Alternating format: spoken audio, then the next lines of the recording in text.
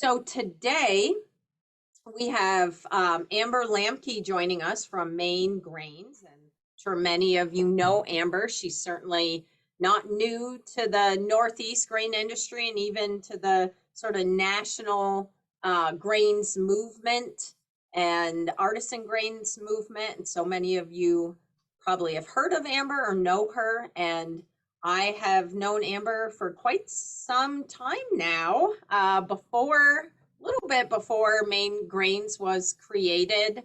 And she started to show up at all these grain meetings, talking about building a mill and building local business in her small town in Maine and reinvigorating community business and agriculture.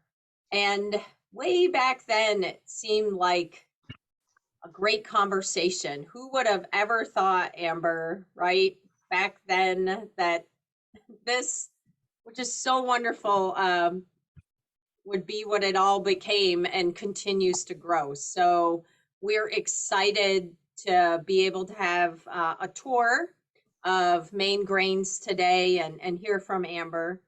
She's joined by Todd Hardie, who some of you may or may not know. Todd is the president of the Northern Grain Growers Association.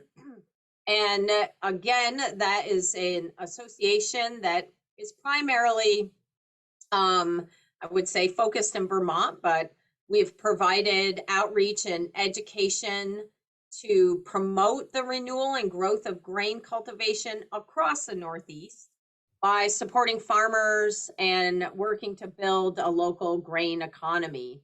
And the Northern Grain Growers Association started, well, almost 20 years ago. So back in 2006, I want to say, to support grain growers as the grain industry began to grow and expand here in the Northeast. And we're still going, and we're excited to be here, to be a part of the movement. And again, it's been a little difficult to continue to connect with all of our members and all of the grain enthusiasts in our region. And we're trying to do better at that, especially, in a virtual world. And our organization has been working on strategic planning and trying to figure out how best to proceed to support the Northeast grain economy. So we appreciate you and always want your feedback. And of course, we want you to become a member. We've had lots of members over the years. And again, because of COVID, I feel like we haven't been able to connect with our membership in the same ways we used to, which was our annual conference and outreach events where farmers would come and would hear from board members and what we were doing.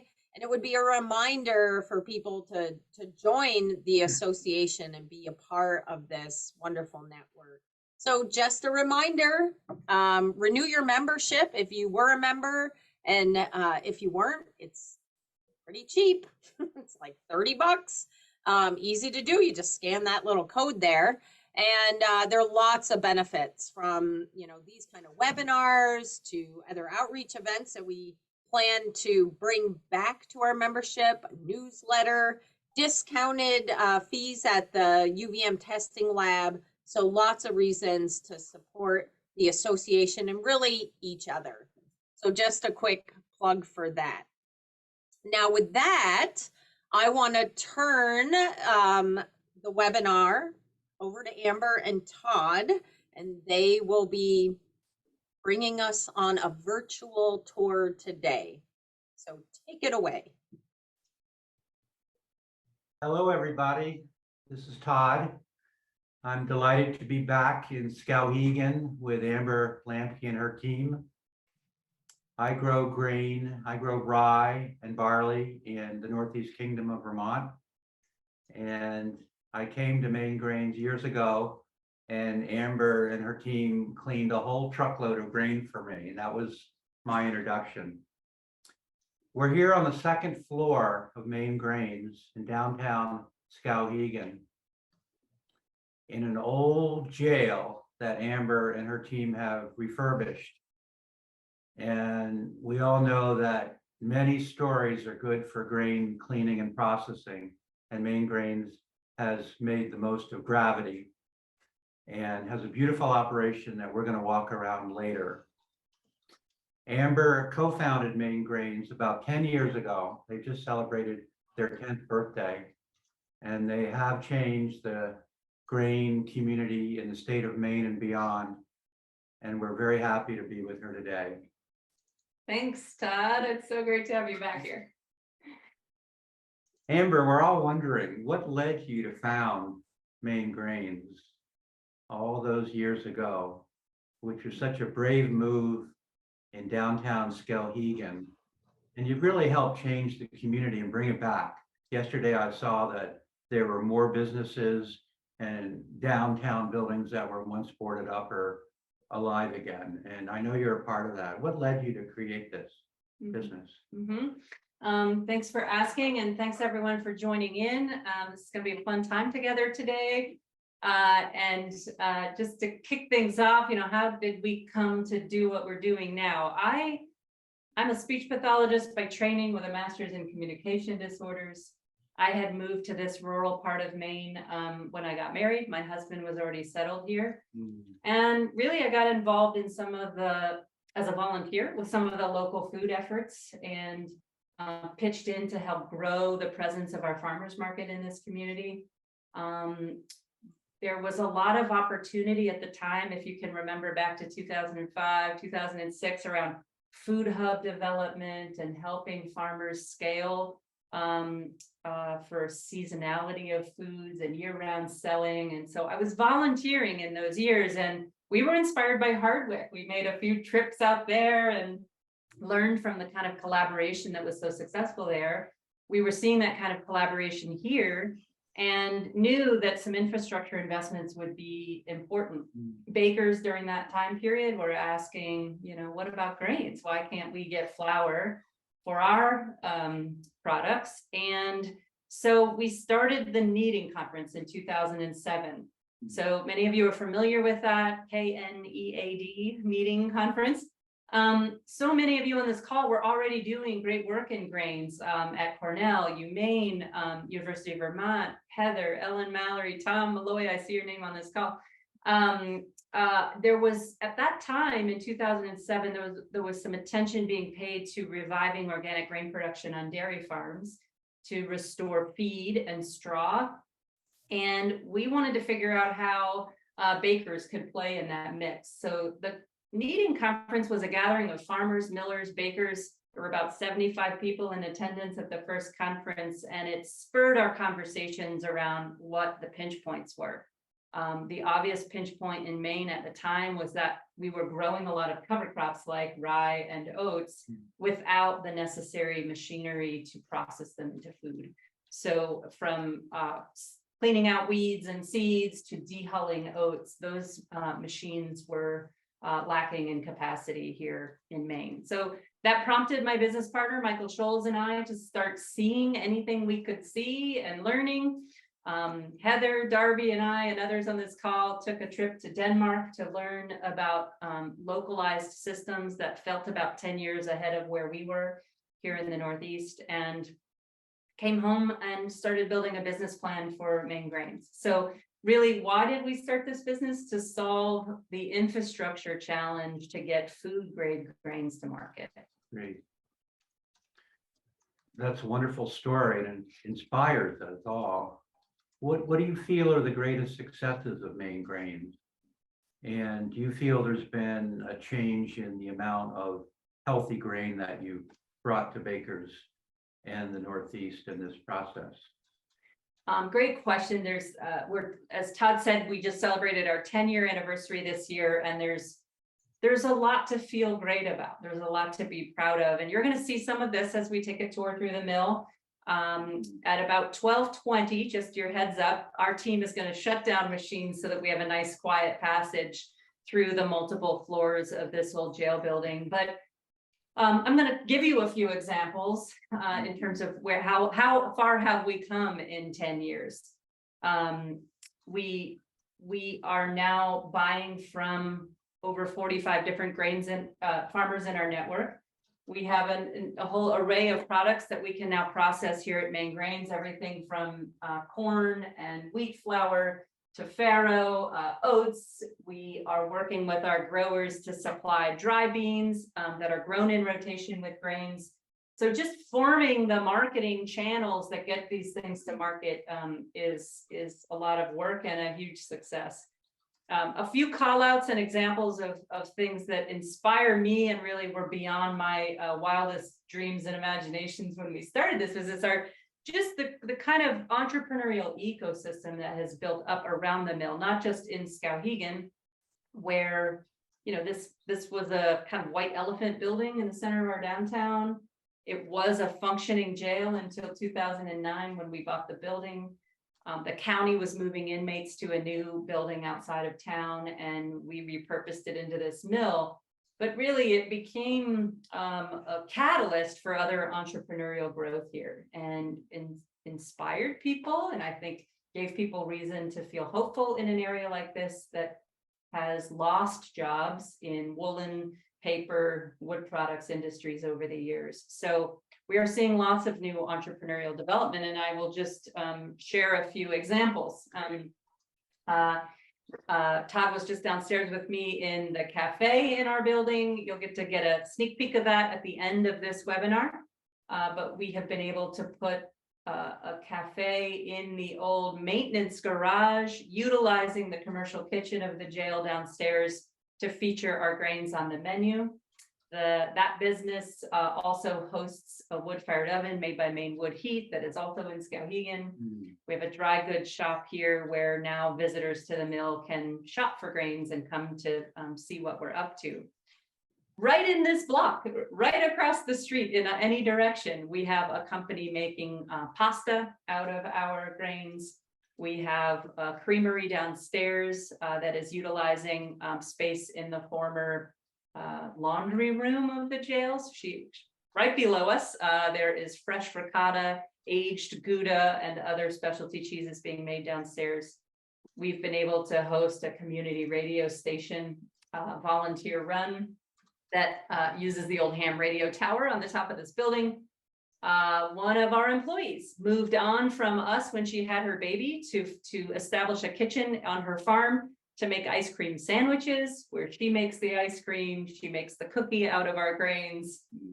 So we have cracker makers, pasta makers, pizza dough makers. I brought an example just to show you. I have a twin. I have an identical twin. I don't know if you've ever met Heather, but she's an occupational therapist who has started a business 8 miles from here, but originally incubated out of our kitchen here to make pizza dough crust under the company Good Crust. And so all of the pizza we serve here at the Miller's Table Cafe is made with her dough, which is 100% our flour. And she is taking this product to market as a frozen pizza dough product that can go into specialty stores. You're seeing it at brewery tasting rooms and whatnot. Other partnerships that are worth noting, we've got a chocolate company in Maine, Bixby Chocolate, that is putting oats in this delicious oat milk bar. It is Maine's first bean to bar concept company, where she buys the cocoa beans and mills them into chocolate, in this case with our oats. We have some chefs in Portland that are developing pasta products out of our sifted spelt and rye flours. We had an entrepreneur in Portland start this company. You can see these crackers, they're showing up in grocery stores near you. But this is a product that was originally started in Maine by Mill Cove Baking with our flour, and has now been sold so that it can scale and grow to 7 Stars Bakery in Pawtucket, Rhode Island. And one of my newest stories to tell is this company out of the Mystic, Connecticut area, Maromi, a ferment shop that is making his own rice koji in order to inoculate other grains and soybeans to make soy sauce and other products. So this soy sauce, which is phenomenal, if you ever find it or want to hop online, is made from our rye. Not cheap, but worth every penny It tastes so different. For all kinds of reasons that we won't have time to go into today, the flavor profile of this soy sauce is phenomenal. So I think those are some of the things that I'm most excited and proud by. I will share one more example, and that is that I am still on the board of our farmers market, and had the opportunity last weekend to review new applicants to our market and accept some new applicants. 3 out of 4 of the new vendors that we just accepted are businesses that have started on the basis of using our byproducts in what they're making. So we have 2 companies that are making mushrooms out of substrate that are byproducts that come from the mill, oat hulls and wheat middlings. We have another company that is cultivating mealyworms in our byproducts to sell to backyard chicken stewards. So these mealyworms will be sold at the farmers market to people that want to take home some treats to their chickens. So I would say the thing I'm most proud about with this mill is not only that we have addressed the infrastructure challenge, but that it is spurring all of this entrepreneurial spirit, where 10 years ago when we started this business, small scale entrepreneurship was not being viewed in communities like mine as a viable economic strategy for turning a community around. So I think we've proven that we can do it. Thank you, Amber. Yeah. That's really inspirational. We're going to walk around Maine Grains right now. They're turning all the machines off, and we'll have some quiet time for Amber to show us how grain is cleaned and processed and prepared for the marketplace. So bear with us as we walk through this wonderful old jail building to the first room where grain is cleaned and milled. Okay, so Todd and I are just getting our hats on to go into the facility. And I hear the machines have been turned down, so we'll just make our way. We are on the 2nd floor of the mill. We've been sitting in the main office, and we're gonna head into the 2nd floor of machinery first. Okay, on this floor, this is where our stone mill lives. We've got sifters on this level, and we're going to talk about some of the cleaning machines in the space behind us. Our millstones come from Austria. These are traditional stone mills with a 4-foot diameter millstone. When we first bought this mill, mills of this size were no longer being made in this country. Now they are.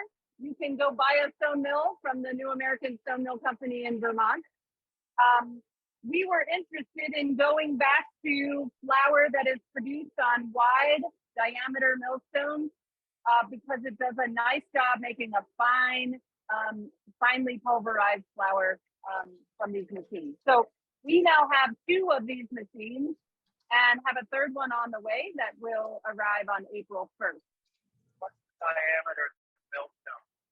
Todd is asking what's the diameter of the millstone. This one is 4 feet.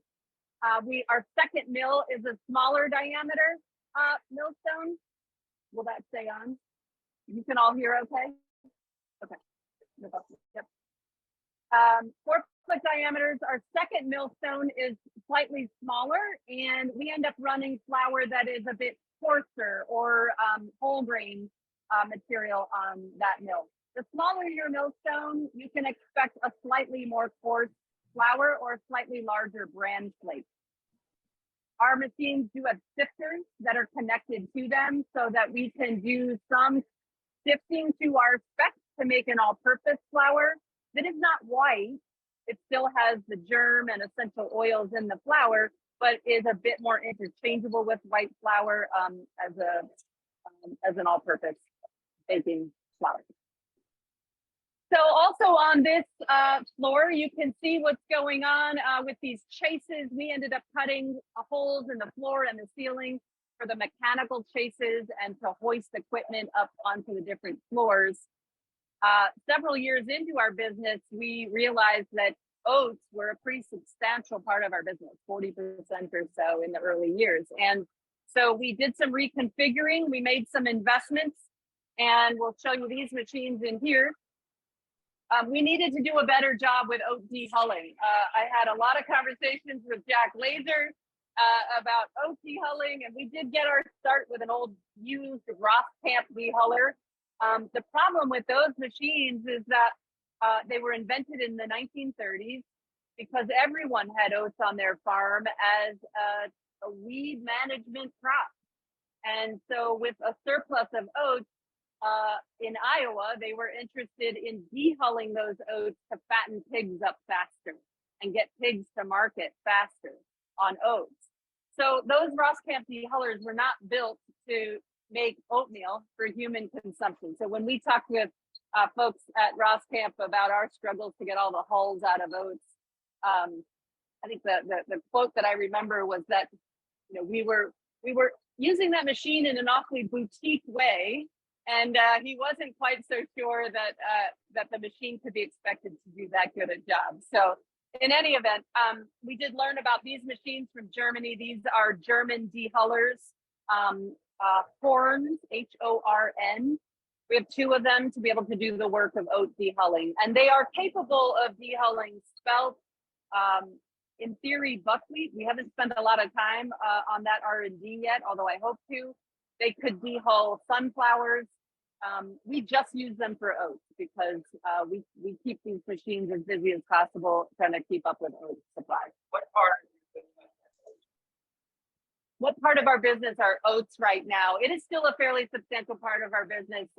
35 to 40% would be my estimate. It's one of our most popular products. And we are only processing organic oats. So the supply of organic oats in this region, we're starting to bump up against our capacity to have enough to run. So we will often start to run out of our local organic oat supply toward the end of the season, and we need to supplement from Canada if we run out of a local supply. So always looking for more organic oats. We do process both hull-on oats and hull-less oats. We do find that even when we buy the hull-less oats, they need to run over machines like this because there are still some hulls on them. We pay a premium for the hull-less oats because farmers growing them tend to see decreased yields on the hull-less oats. And we are, you know, about 25% of the volume of a typical oat is hulls. So if you're bringing in grain that doesn't have hulls, we can pay a higher price for those. But like I said, to produce a premium oatmeal that has no hulls in it, we do still run them through this machine. I just had the wonderful opportunity to visit Hayden Flour Mill in Arizona and learned that they are selling hull-less oats that are flaked, that have hulls in them. And they have just worked on their marketing message to teach people that that's what you can expect from our oatmeal, and that you need to give them a rinse, you need to pour off the hulls, and then you're good to cook your oatmeal. And so, you know, we're going to walk and talk a little bit. We hit the market running with oats, and our customers were not tolerating hulls whatsoever. So I want to show you our newest machine in here. This is our new color sorter. Many of you are familiar with color sorters. They're often used in bean and grain cleaning. So this machine operates with an electric eye. So a single stream of grain will pass in front of an electric eye and select for color. So using compressed air, there will be a poof of air that spits out any color you don't want. I will say that what I'm learning from other processors that have these and our experience is that they are very slow. So we are finding that it is a very useful tool to, when you have a particular seed or weed problem, black vetch or clover or something like that in a tan grain, very effective, highly effective, but very slow. So we are finding that we use it by using all of our other tools first, and then cleaning the cleanings to salvage more food grade grain and make the most of what we're buying from local farms. Before you had this, with your grain not with the challenge. Yeah, the question is, before we had this, were we challenged with weed seeds? Yeah, the most common issues we see are things like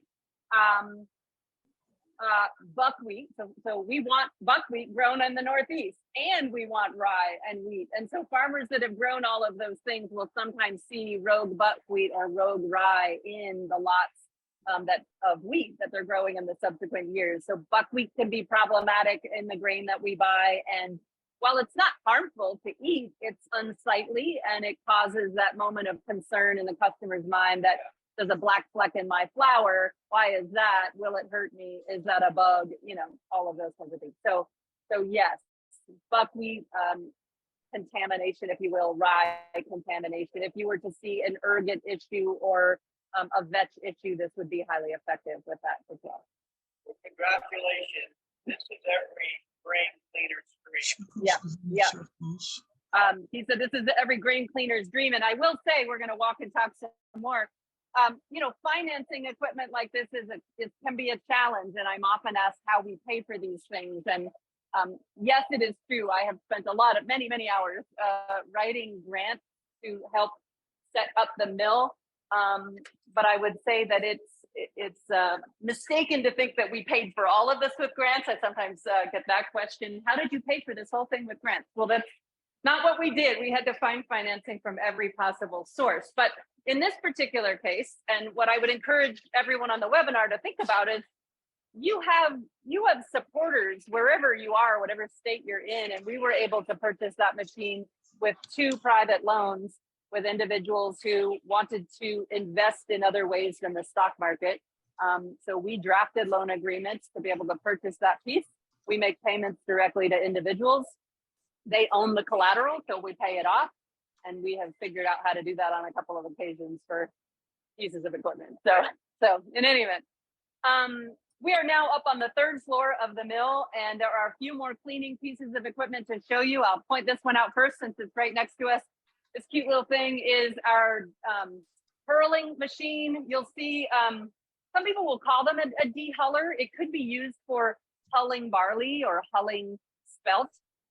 We use it for purling. So we put grain through here that has already been dehulled, and it is gravity feeding from bins that are up above us. So you can see the spouting from our attic above, where there are custom grain bins upstairs.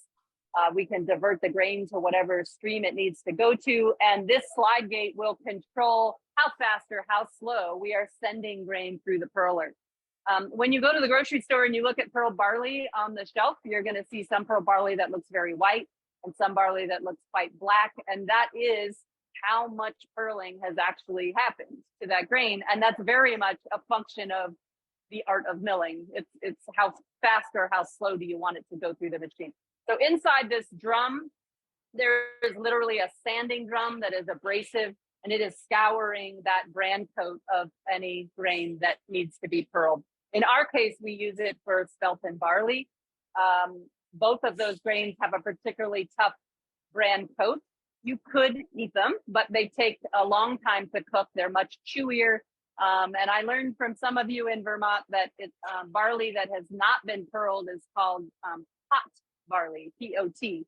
And so some people will ask for that if they really want all that husk and fiber. But most people want a quicker cook time and something that's a little easier to chew. The grain that goes into the purler is coming down from storage in the attic.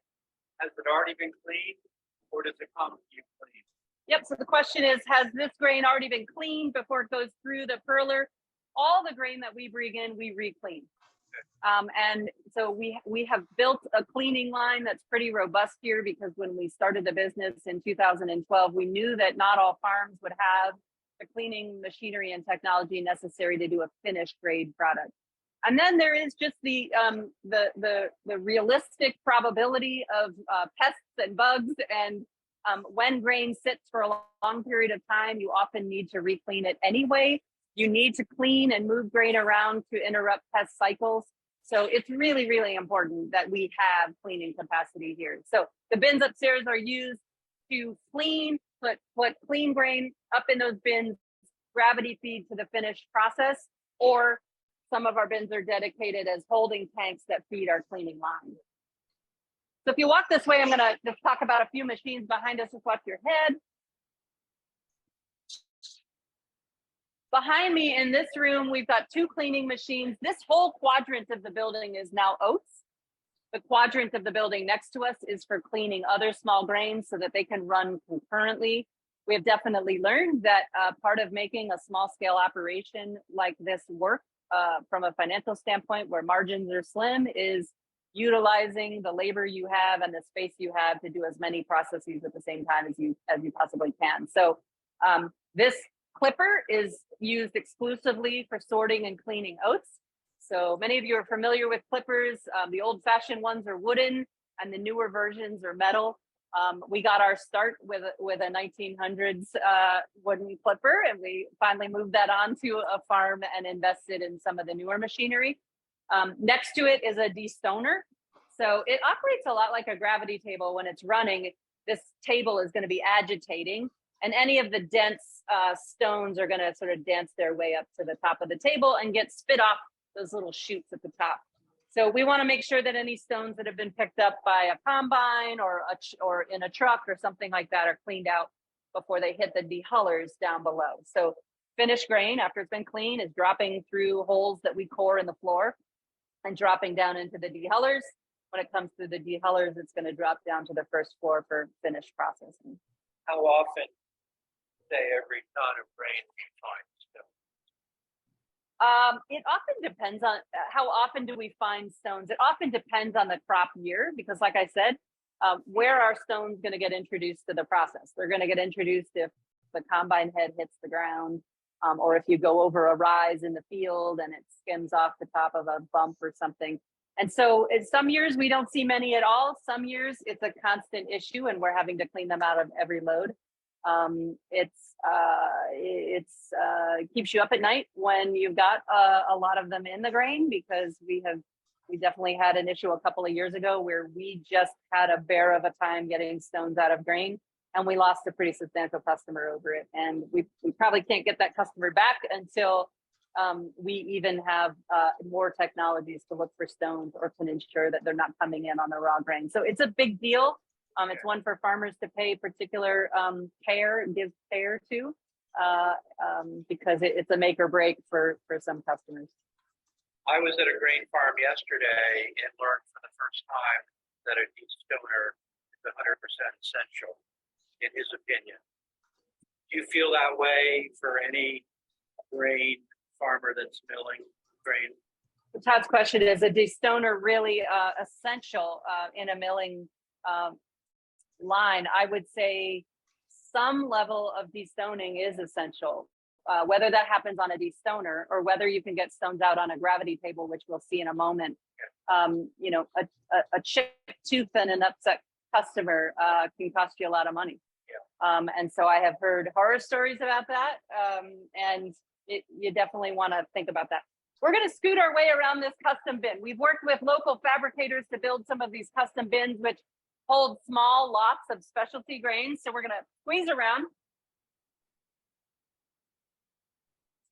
And let's come right over here, Todd. This is another clipper, just like you saw in the other room. It's dedicated to the small grains quadrant of our building. But I just wanted to point out, these clippers come with a variety of screens that have round holes or oval holes, and of all different sizes. So really, we've invested in lots of different screens over the years, because you never know what problem you're trying to clean out of grain. Not a problem, it's natural, right? But you know, am I cleaning chaff out of this lot? Am I cleaning vetch out of this lot? Am I cleaning corn out of this lot? So you need lots of different options. We end up having to readjust our screen configurations every year based on what the crop is presenting us. So we'll settle in for the year once we know what we're working with, but we'll have to revisit that when we get new crop in. I'll also show you, just while we're here, that all throughout the facility, we have piping with magnets. I want to show you the magnets. These are everywhere throughout the facility, because it's really important to catch any metal that might dislodge into grain. And when you are feeding grain through metal pipes like this, there is, you can think of grain as abrasive, and the grain is dragging through the pipes and pulling metal dust with it. So those magnets will pick up metal dust, and it needs to be part of a of a regular maintenance schedule. And you just pull the metal off of them? Yep, you use a damp paper towel to wipe them clean, and we have a cleaning schedule where we do all that. We're going to walk and talk. We do have organic certification in this facility with Maine Organic Farmer and Gardeners Association, and that's an annual inspection. I would say about 75% of our product, 65 to 75% of our product is now certified organic. Another 25% of that is grown without the use of chemicals, but is not certified organic. That was an important business decision for us early on because when I went out to Kansas to the International Grains Program to get some education on milling out there, I learned a statistic that 0.1% of the grain being grown in the US in 2008 was organic. So that means that 99.9% of what's being grown is not organic. And we know that what we're facing in the Northeast is a need for more organic acreage. So we could not run this mill year round on the available certified organic acreage alone. We wanted this infrastructure to be a catalyst for more organic production. And so to do that, we need to accept some grain that is not certified. So we keep those lots separate. We meet the organic standard by making sure that we have systems of clean out and separation. We are now on the first floor of the mill. This used to be the cafeteria of the old jail. And what I want you to see down here is a couple of things. One is we are moving grain through this facility pneumatically. So this ChemVac machine behind us is essentially a great big grain vacuum. We now have two of these machines, one that sits outside, one that sits inside, and it is for sucking up grain and moving it to wherever it needs to go, whether it's going up to the charging bins for cleaning or whether it's going up to the pearler or whatnot. For us, it's a very flexible tool that allows us to repurpose this old building and get grain where it needs to go. But you can transport grain in a variety of ways. There are bucket elevators, chain and disc systems, pit conveyors, things like that, augers, and it really just depends on what kind of infrastructure you're working with and what your personal feeling is about these systems. I have met millers that don't want to work with pneumatics because they feel like breakage is a risk, and it certainly is. So the faster, harder you operate these machines, the more risk for breakage. If you're cleaning the grain and it's going right to milling so that you can fulfill orders that are freshly milled, breakage may not matter to you if it's just pre-breaking and then you're taking it right to milling. So it's for every miller to think through. Over here is our Forsberg gravity table, which I wanted you to take a look at. And I know this was a key machine to helping you out a few years ago. This is actually a 1950s Forsberg machine. It's a gravity table that operates by agitation. There's a screen on the floor here, and what you're going to see is that the densest particles will float up to the top of the table, and anything shrunken, broken, lightweight is going to end up at the bottom of the table. These adjustable arms allow you to select for what portion of the stream on the table do you want to save, what do you want to recycle back through the machine to take another pass. There's about 7 different variables on this machine that are important for regulating to make sure that you're running it optimally. And we just brought a consultant from Forsberg from Minnesota out to meet with us. He spent a whole day with us a week or so ago, and we learned a ton from him about just continuing to improve the ways we use this machine. This is a 1950s unit.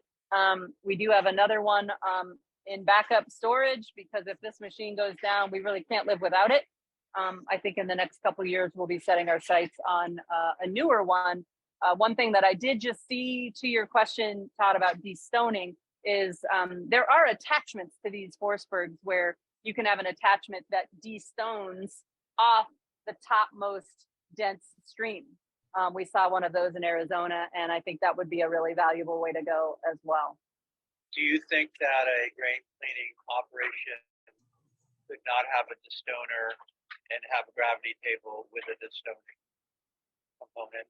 Question is, could a grain cleaning operation use a gravity table with a destoning arm as opposed to having a whole separate destoner? Yes, I think so. The cleaning facility we just saw in Arizona did not have a dedicated destoner. Good to know. So possible. So we're going to transition from the first floor here over to an area that we call case boxing, and I'll talk along the way. You're probably seeing a lot of what is here is in 50-pound bags. The majority of our business is bulk bags. We do have a retail bag component of our business, and you may be seeing our products in Hannaford out your way in the thick of COVID when flour disappeared from grocery store shelves. Hannaford was ready to put us in the planogram for over 170 stores in the Northeast for 3 different SKUs.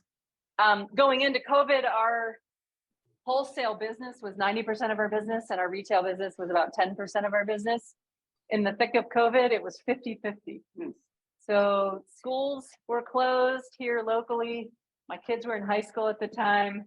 I was hiring anyone that would show up to our team meeting at 8 o'clock outside and bringing them in to teach them how to run orders on the computer, pack boxes. This whole hallway we just walked down was full of boxes on both sides. So we've been able to shrink that online fulfillment effort to this room here.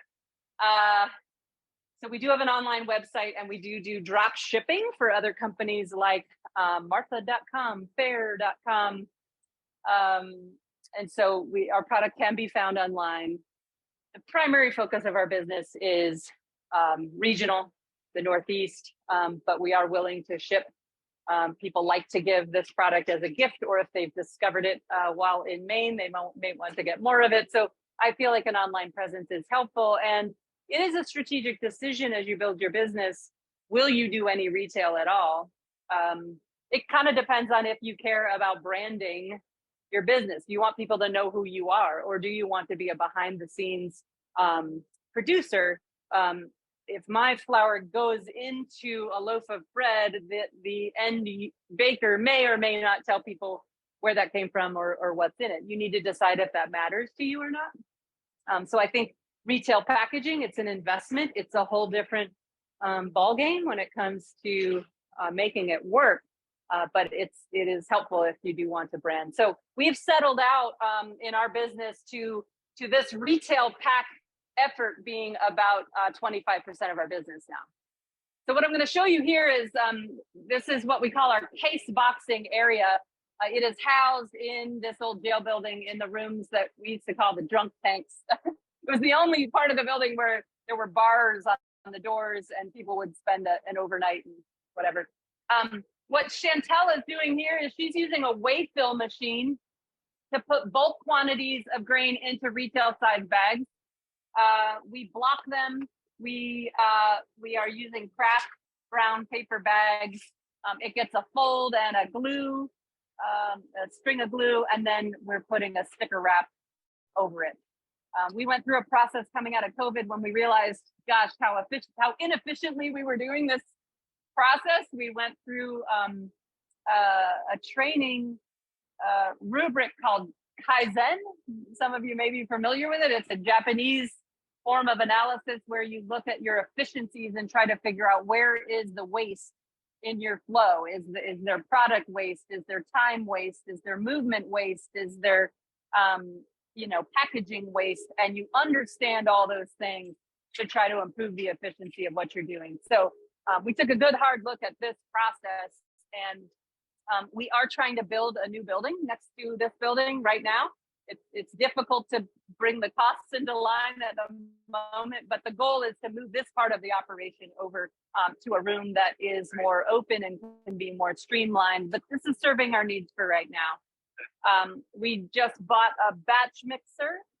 We bought a chamber sealer, and we are going to be doing more work on this retail bag side of things to create specialty mixes and specialty grains that can be found in retail packs. And some of that new equipment will be important for that. So I'll just, one more peek here. This is case boxing. We are building cases that go out to grocery stores, specialty shops through our distributors. We do very little of our own distribution. It's mostly through distribution partners. And if there's more we want to talk about, we can do that up in the office.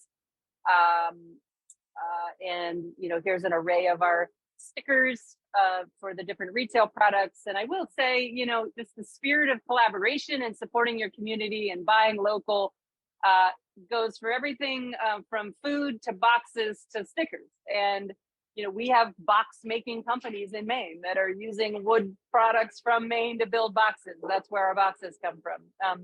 We have a printer here in Skowhegan that was willing to invest in a new $10,000 machine that puts these stickers on rolls for us, on the premise that, you know, a portion of our year's orders will cover the cost of that machine. And now that he has that machine, he can do stickers for the Good Crust and for the creamery downstairs. And so it really begets more business for him. So that is another thing that is a wonderful outcome of all of this development. Should I start, Heather, with or any questions popping up in the chat that you'd like to address before Todd? Well, there was one maybe while people are sort of remembering the walk around. Sarah Cox was wondering about how the flour is coming from the milling floor into the packing space. Great question, Sarah. Right now, we are packaging everything that gets milled on the bulk side of the building into 50-pound bags. And then those are transported around to that is a whole different wing of the building where we were case boxing. In an ideal situation, you might be able to tote or use rolling bins or something like that. Given the facility we're in, we're dealing with parts of the building that are on different planes with stairs and some things like that. So rolling a bin of flour is not possible given stairwells and things like that right now. Great. There was a quick question on what brand of color sorter do you have?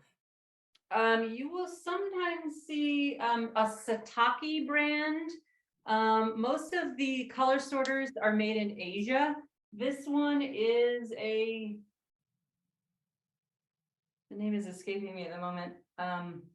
Give me a second to recall that name and I will let you know. You can let us know. Yes, I will let you know.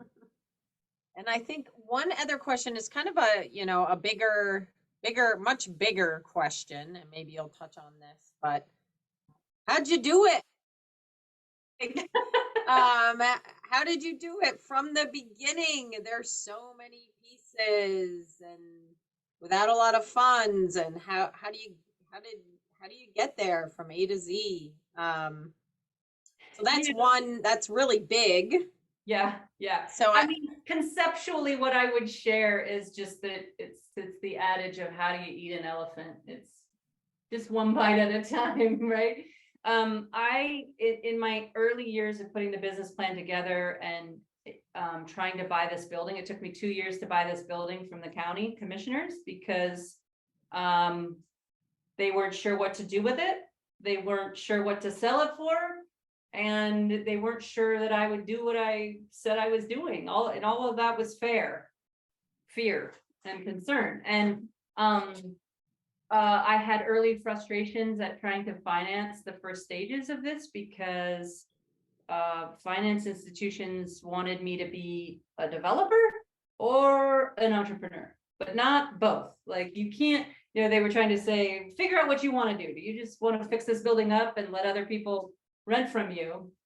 But the problem, as I'm sure many of you know, is that communities like mine have suffered from vacant buildings for years and years and years. And so if the process of recruiting new businesses to fill your real estate were easy, more people would do it. So I really felt like it was a marrying of an idea that works with the people here and the assets here and the recycling of a building. They all need to be blended together. And I could see the picture. I could tell the story of wanting to attract things to use excess space. I could see that buying this building might be lower risk than buying or building a building out in a field somewhere, because if the mill didn't work out, at least I had a downtown piece of real estate in a historic downtown right on the major throughways of Route 2 and 201, and we could use the building for something else. In the end, the fact that the building had more room than we needed has really created some of the collaboration and the products that I was showing you in the beginning. So I think it's been important. So it's difficult, and I tackled the redevelopment of this building one bite at a time, where initially the way I thought about it was, I want the four corners of the building to be vibrant and doing something. I don't care what happens to the inside of the building, we can gradually fill that in, but I wanted it to look vibrant and active from the outside so that people could see something was happening here. And you know, we've had bank loans, private loans, grants, philanthropic investors, peer-to-peer loans, you name it, we've had to pursue all of it. That's been very difficult, and yet what's made it all happen. That process of struggle is also necessary for the building of the community of people that will support you, if that makes sense.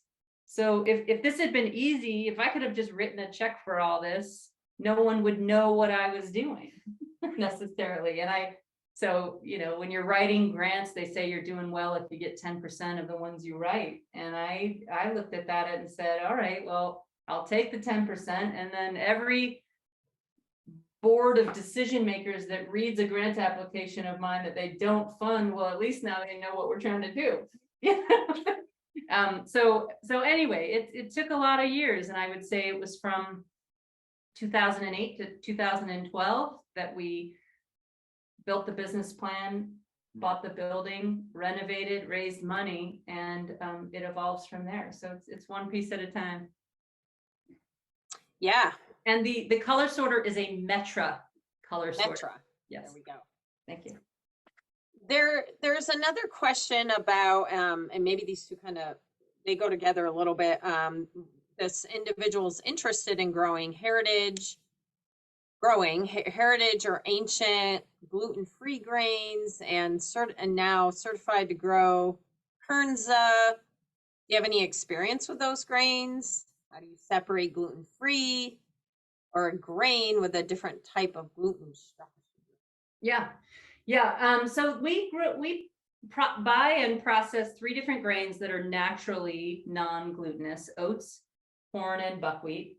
But obviously they are still processed in the same facility as wheat and other glutinous grains. So we do not label on our sticker labels that those 3 grains are gluten-free. The FDA has legal guidance on this, and if you are going to claim that your product is gluten-free, you need to meet a standard of under 20 parts per million. You can test that with ELISA test strips in your facility if you wanted to test every single lot and ensure that for your customer. But I have felt like that's a liability for us. There's too many. The cleaning machines are shared, for example. There's dust in the air. I can't guarantee that wheat dust isn't going to settle on a day when we're processing oats. We have tried to sell to some customers that wanted the testing and the verification of gluten-free, and there were some attractive opportunities to sell gluten-free oats to larger companies, and we did try it, but it quickly failed. It quickly did not work. And who's on the hook for that? If you test on the way out the door and it shows gluten-free standard of under 20 part per million, but they get it in their facility that also processes gluten, and the finished product tests positive for gluten, who's on the hook for that? So we stopped that. It's not something I want to get into. And I think the field of gluten-free has changed a lot in the last 10 years. I don't think gluten-free foods are going anywhere. They're important and need to be available for people who need them. But the margin differential and the cost differential on a gluten-free oat from an organic oat is negligible now. You used to pay $4 a pound for a certified gluten-free oat 10 years ago. Now you're going to pay whatever you're paying for organic oats. So the margin differential isn't there to think about a dedicated gluten-free facility, in my opinion.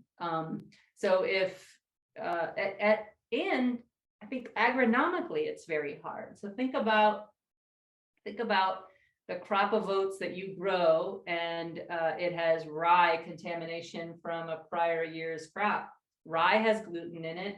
How are you going to get the rye out of the oats to certify as gluten-free? So I don't know many or any farms that are only growing gluten-free grains and only touching those grains with combines and cleaning machines that don't ever touch gluten. I just think it's really difficult. And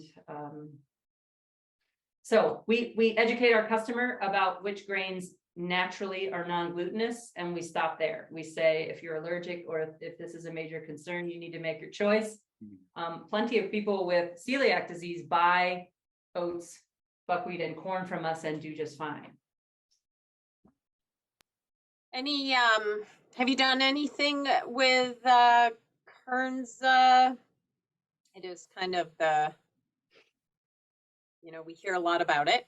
Yeah. Or any other heirloom varieties or grains? Yep. We do grow some heirloom varieties in Maine, and we are working hand in hand with a seed restoration project at the Maine Grain Alliance, which is taking small, rare handfuls of things and trying to be that seed nursery function that exponentially increases the seed supply to commercial availability. So we've seen some success on that with, I don't see it here, that's okay. Cervinta, a variety from the Estonian, Lithuania part of the world. Cervinta is now grown in Maine by Sean O'Donnell that you visited yesterday, and some others. And so that is a grain that has now gotten to commercial scale, and we can buy that. We grow and buy red fife. We buy in some einkorn and kamut that is not grown in Maine. Kernza is an application process to be able to get seed and be allowed to grow it. And my understanding is that we do not yet have the permissions to grow it in Maine yet. So I'm not seeing any of it here. I would like to, but my understanding is that that's a controlled variety. Yeah. What is your relationship with grain growers, Amber? Some people are asking, do you get involved with varietal selection based on your needs, or what, you wish you could get? And are you having a hard time finding grains that meet your quality standards? Mm-hmm.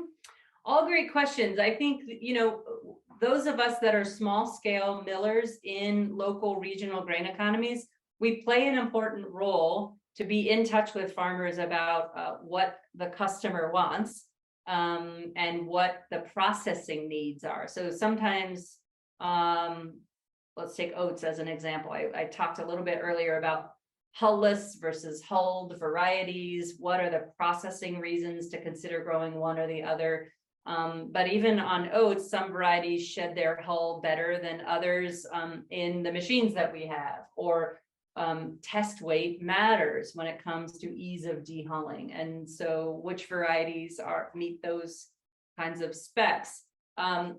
We have come across a couple of varieties of oats that are incredibly delicious. And one variety that we used to see, AC Almer oats here in Maine, we just can't find the seed anymore. So that's heartbreaking, right? So yeah, we have those conversations with farms.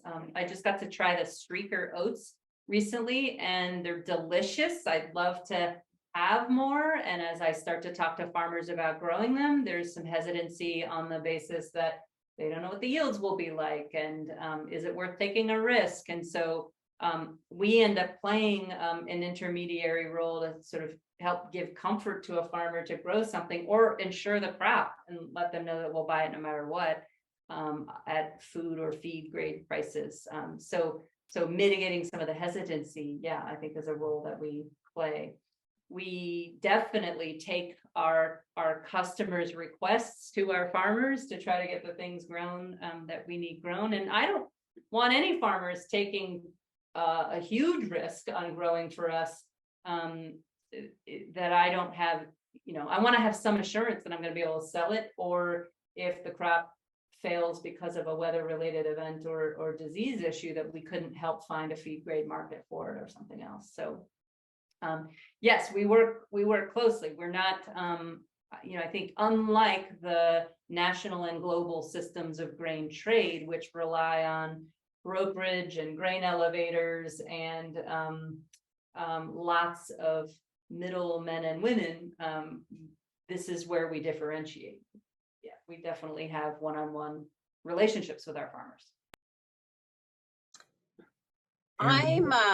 Go ahead, Todd. What grains are you seeing trending right now where the marketplace is asking for more? And that will help us as farmers understand what you will need. I'm just going to look back at my product array back here. Different products will open new market channels for you. So sometimes it's the customer demanding, but sometimes it's the milling and farming community helping raise awareness and generate interest in a product. So I would say oats have always been and will continue to be popular. So will wheat products that are all purpose. So if you're reaching home bakers, the biggest question is, what of your products do I substitute with the white flour I have at home? So you need to have that kind of steady performing variety that has been sifted perhaps or lightened up a bit so that it's accessible and is an easy way to. There's more and more corn available on the market. And so I buy yellow corn that's organic from the Northeast. We turn that corn into polenta, cornmeal, and corn flour. And that's all differentiated in the process of sifting that we do so that the polenta is the coarsest pieces. But new for us here in Maine is a product that we can now buy from Maine's Somali Bantu Association at Liberation Farms. They're growing an African white corn there that we are able to buy from them, clean, and mill into cornmeal. So we market it in this package, but we will also then sell it back to them at wholesale rates so they can capture a retail margin on it. And we give a portion of the proceeds back to Liberation Farms because they are still scaling what they're doing in some very innovative land ownership and land use models. So, these become popular products because of what's happening that's new, and it presents something new that you can cook and eat and enjoy of a different tradition. So, dry beans, I attended your dry bean workshop recently, Heather, and that's fascinating. And I would love to see that keep growing. There is tremendous demand for dry beans right now in our markets, and a small handful of growers that are ready to get beans to market. But I think growing beans successfully, capturing top dollar in all parts of the supply chain. So top dollar to farmer, sufficient margin to do the kind of marketing that we're doing, and getting the customer to pay top dollar for them is all, a balance, but we feel there, we feel like the customer is ready to understand the story of beans and the story of rotating with grains. And so, having some infrastructure and capacity for beans is really important. When we started putting out products like farro and our pearl barley, it opened up a culinary market channel for us beyond just bakers and brewers. And we're getting ready to launch the specialty products I mentioned down in case boxing, so some mixes and things this year that will open up yet another channel. So to access any of these products, you need to be interested in cooking, interested in finding recipes for what to do with these things, and you got to have some time, right? And so much of our culture right now demands faster, more convenient products. So if we can get healthy, sustainable products that we feel good about in the hands of people in a mix that make it easier for them to be a part of all of this, we think that's important, and that's a whole different market channel that we don't serve right now. Thank you. I see Catherine put the dry bean webinar links in the chat, and I think at least on our team we were shocked how many people signed up. for those webinars. I want to say it was nearly 200 people.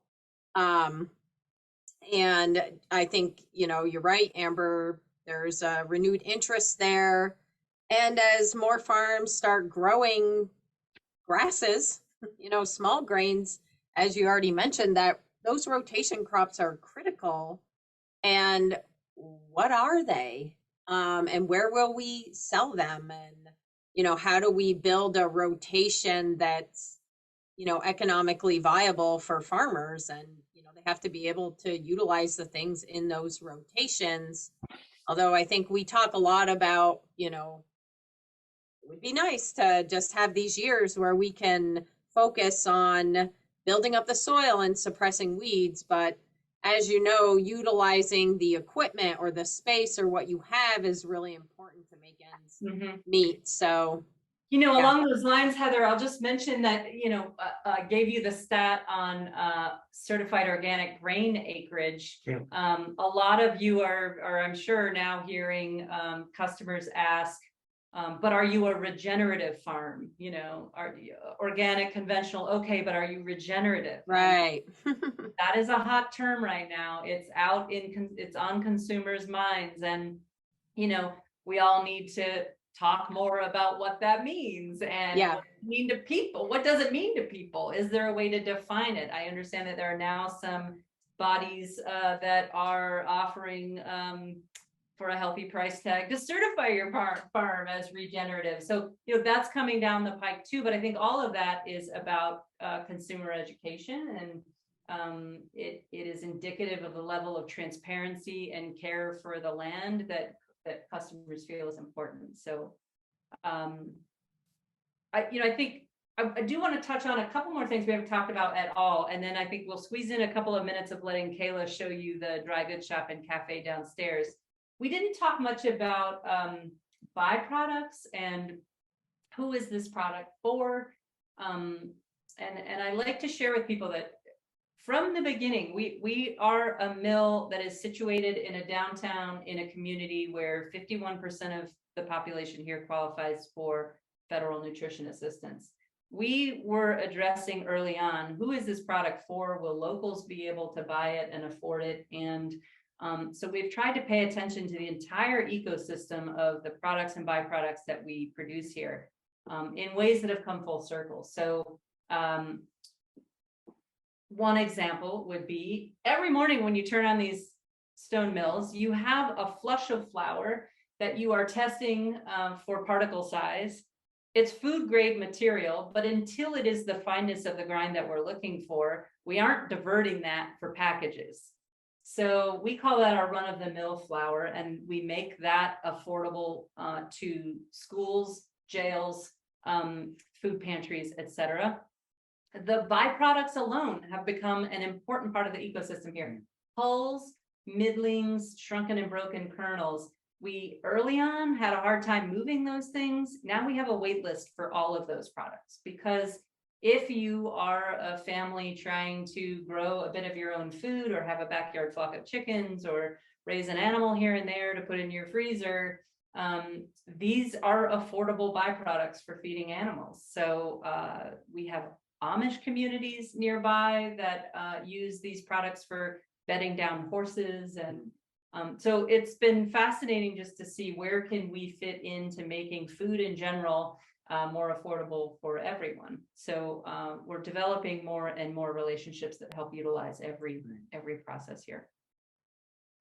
You had asked earlier, Todd, about beer and some of these pledges that have helped raise awareness about the use of local grains. And we've seen a couple in the Northeast, but Allagash Brewery was sort of one of Maine's publicized examples of a company that came out and said, we're going to use 1 million pounds of Maine grown grain by X date. And they did it. And they did it by creating a specialty beer called 16 Counties to represent the 16 counties of Maine, and only used Maine grown ingredients.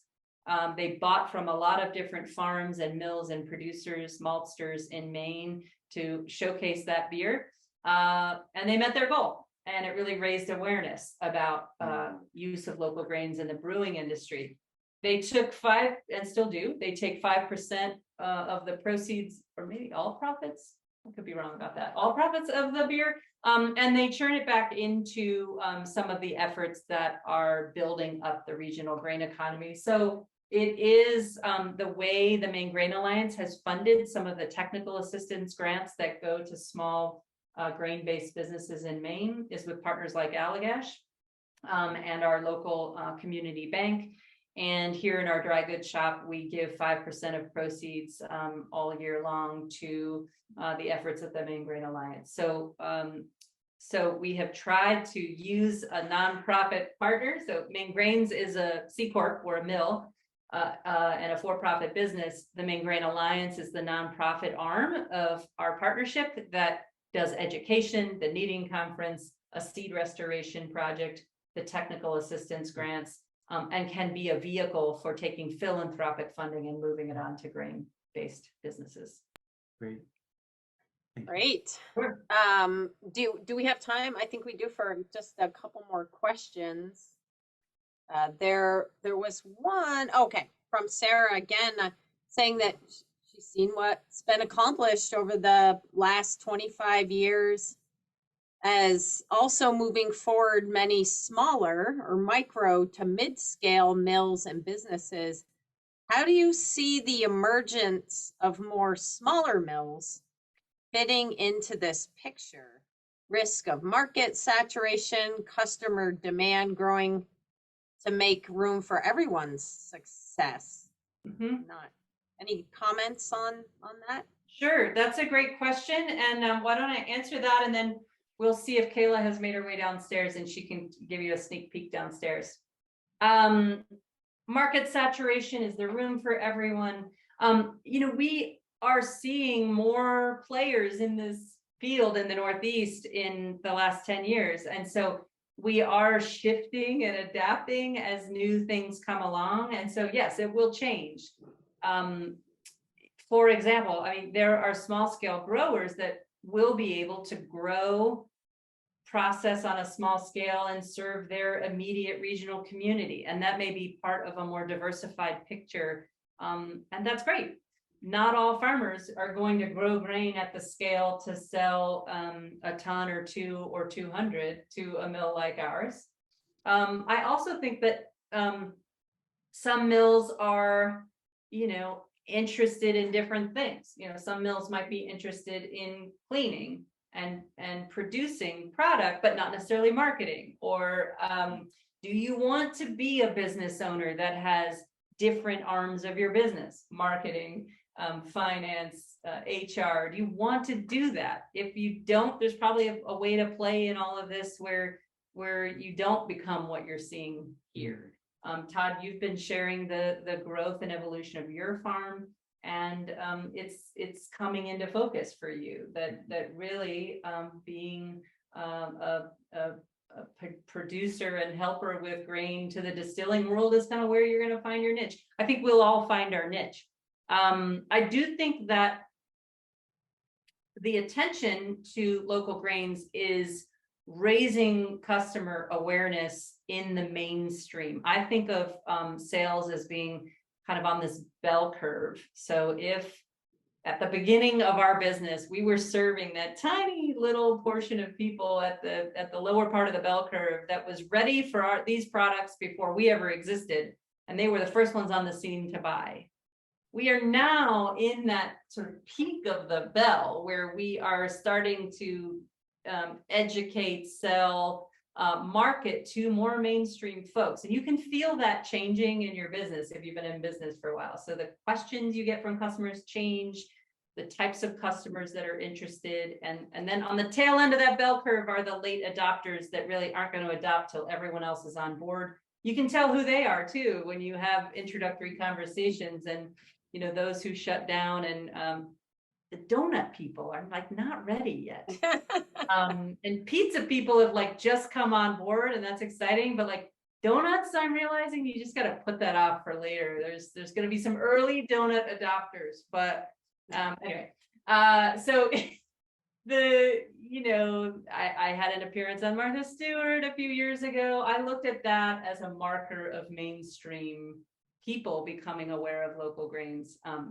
So all that to say that there's room in this marketplace for lots of different kinds of producers as we start to fill in that peak of the hump there. There's definitely some overlap. We're losing customers to some new mills that are popping up, and there's some shuffling that has to be done. Maltsters are scooping up brewers, where we used to serve brewers a lot of whole grains that are unmalted. Maltsters are starting to scoop up that market. So we're all going to do a little bit of dancing around and but just working on it together. One of the biggest new things that's coming down the pike for us in the next couple of weeks that's taken a long time is just better distribution in New York City.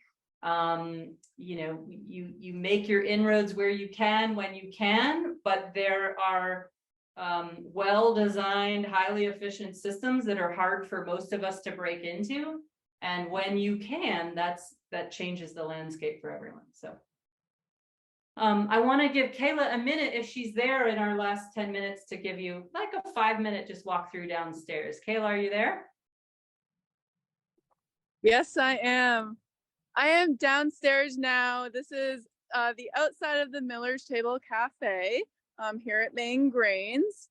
I'll take you inside here. We have a nice little patio space, which is great in the summer when you can open up these garage doors, creating a nice lively seating area out here. As we come in, here is our cafe. We have a nice Maine wood heat wood-fired oven in here, making wood-fired pizzas, fresh grain salads, daily specials. We have fresh baked bread right over here. The cafe at Maine Grains is open Monday through Wednesday from 11 to 2:30 and Thursday through Saturday from 8 to 8 with fresh baked bread.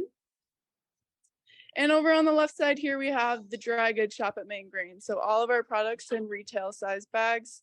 Along this wall here, we have some great books from some of our favorite authors right around here. And as we come around to the other side, we have some other Maine-made goodies, baking utensils, some of the products Amber was talking about earlier right over here, fresh pastas, soy sauce, jams and jellies, olive oil, Maine honey and maple syrup, and of course your Maine Grains swag. So our dry goods shop is open Monday through Friday from 10 a.m. to 4 p.m. and Saturdays from 9 to 2. Come visit us at the farmers market on Saturday mornings and visit the dry goods shop and cafe as well. Back to you, Amber. Thank you, Kayla. And on our website, we do offer free tours. And if you come out for one of the tours, you are likely to meet Kayla and go through the facility with her. They're great fun, and we do find that how we produce specialty foods in a community is of great interest to travelers and tourists. We know that through Maine's tourism industry that is teaching us that if you want people to travel to see what you're doing and be a destination, you need about 3 hours of activity for every hour you will ask people to drive or come see you.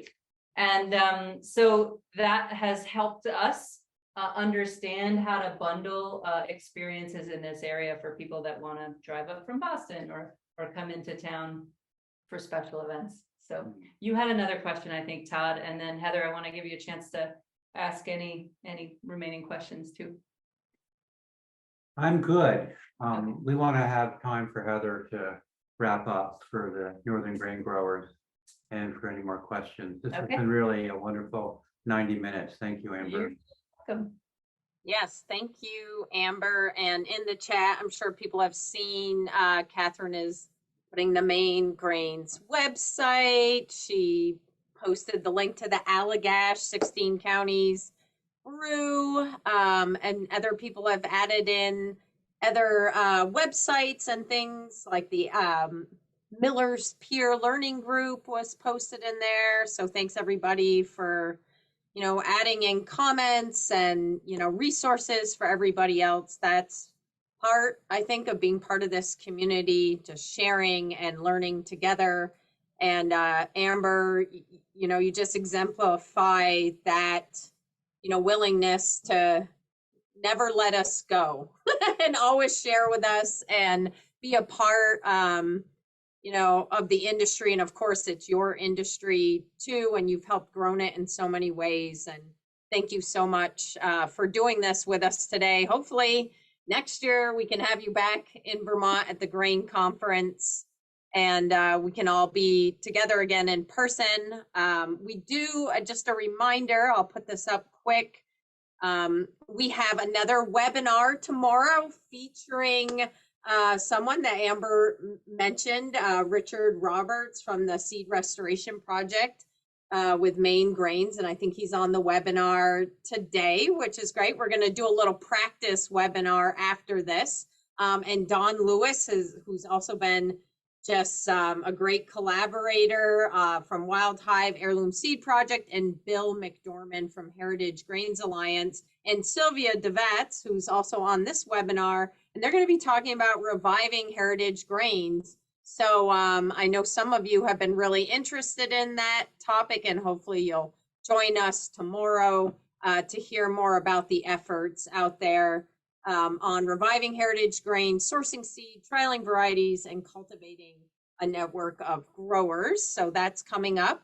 And then next week, we'll actually have the board, some of the board of the Northern Grain Growers Association, talking about some field trips that we've been taking, some networking that we've been doing, some strategic planning, and the efforts that the Northern Grain Growers Association has been doing over the winter to really refocus and reinvigorate our group to get ready as we, continue to help support the grain growing industry here in the Northeast. So we'll be excited to talk with folks about that.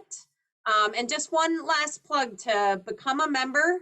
And you can go online, you can scan the QR code, or you can just reach out to myself or Todd. And I see Ben Gleason is also on the call, and Sylvia DeVatz, and probably a few other board members as well. Appreciate, all the efforts that everybody is putting into growing the grain industry. And lastly, just want to thank, the grants and organizations that support all of our work. The USDA NIFA OREI program that funded our very first trip that we took with Amber, and Ben was with us too when we went to Denmark, and Tom Malloy really inspired so many of us, and now continuing that work with others throughout the Northeast, including Mark Sorrells, who's on this webinar today too. So we're all going to keep up the good work, and thanks everybody for joining us today. Todd, did I miss anything? I am reminded about how much of a great community force for development grain is, being with you, Amber, and how it's all about grain farming, jobs, and the working landscape. Thank you very much. This has been impressive, and I knew my expectations were high, but this has far exceeded it. We're all very grateful. Great to be with you, Todd, and thanks everyone for joining in. I look forward to staying in touch.